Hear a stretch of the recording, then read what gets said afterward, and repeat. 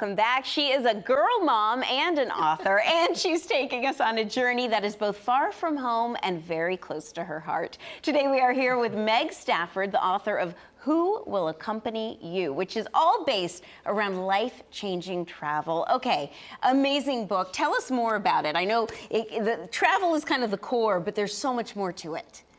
It's true. So the book is made up of largely three parts. The first part is about the travels I took with our 17-year-old daughter when she was a senior in high school and wanted to study the question, what is happiness, for her senior project, and decided she wanted to study meditation and Buddhism at a monastery in Kathmandu.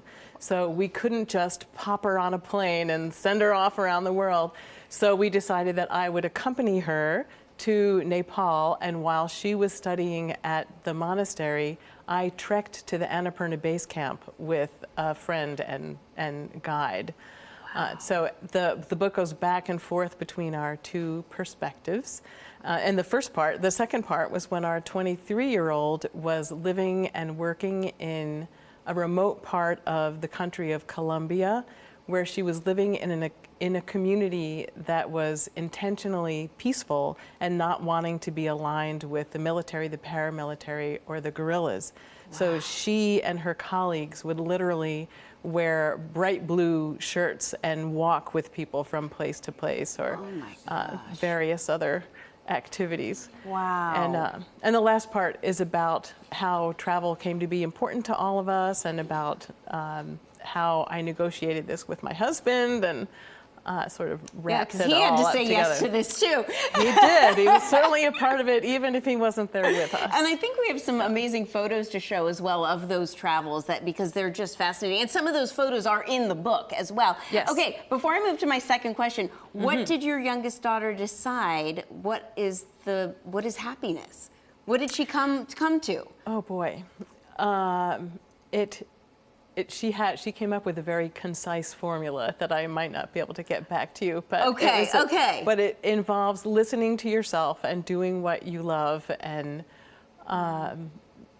really learning as you go along. Oh, I love that. I love that. Okay, so I heard that your kids actually kind of had part in writing this, or did they get to read it and review it at least? Absolutely. Yeah. Oh, I love that. And this was also about kind of learning to let go and teach other parents about that really hard transition where your kids kind of become adults. Tell us a little bit more about that. It can be a tricky time for some of us when we're caught between those times where we really want to encourage them and boost them forward, and also protect them at the same time. So I thought it would be interesting for people to see how we navigated that transition. And both of their voices are included in the book, so it goes back and forth between both our voices and also the wonderful things we're observing and loving while we're there, and also what it's like to be so far from anyone or anything. There was a time when I was in Nepal, and I was in the middle of literally nowhere. We were 3 days out, and all of a sudden I'm hearing this noise and realized it was the cell phone they had given me. Like, I'm pulling it out of my backpack, and it turned out that it was just our contact wanting to know what was on the back of Kate's ID so that we could know what to get to Bhutan. But I was really terrified for a moment in the middle, not knowing what was wrong or why they'd be contacting me. Wow. So that was a really important lesson in knowing there's nothing I could do at that point. Oh my gosh. And I know that there's a lot of humor in this book too. And you've written another book as well. And it was about your journey through cancer. That's right. So writing has always been in your blood. Yes. And you were young, right, when you started writing? Yes, I was very, very young. I started writing little books and taping them together or stapling them together. And my mom was very proud that she didn't tell me how to spell things, but just let me work it out and use whatever I could to get the point across. And your mom played a big role in your life, obviously, as you just mentioned. And I know, unfortunately, she passed away. And I hear she did get to see your books.